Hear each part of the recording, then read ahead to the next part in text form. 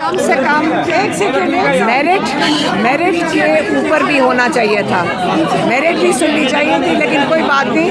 आज इसमें शुक्र है कि कंस्पिरेसी में बेल हो गई है, क्योंकि देखें ये ना ट्रायल कोर्ट में ना हाई कोर्ट में कोई एविडेंस नहीं था, और सुप्रीम कोर्ट कैसे ना देती बेल, क्योंकि वो जो प्रोसिक्यूशन अपनी दलाइल दे रहा था, तो मेरे ख्याल में जजेस को भी शर्म आ रही होगी कि ये बड़ी कोशिश की उस प्रोसिक्यूटर ने कि दलाइल दे सके कि क्यों इमरान खान को बेल नहीं मिलनी चाहिए, और वो बिल्कुल आखिर में जजेस को इसके अलावा कोई ऑप्शन नहीं थी कि इमरान खान को बेल दें।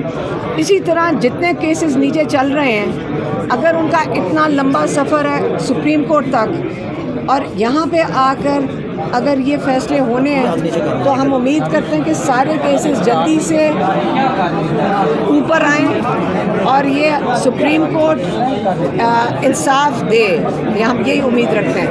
लेकिन हमारा ख्याल है कि मेरिट भी कंसिडर होना चाहिए था बेल देने में। 9 मई का बयानिया उड़ा के रख दिया है सुप्रीम कोर्ट ने, 9 मई का बयानिया उड़ा के रख दिया जिसपे सारी तहरीक इंसाफ को कुचला गया, उस पर क्या कहेंगी?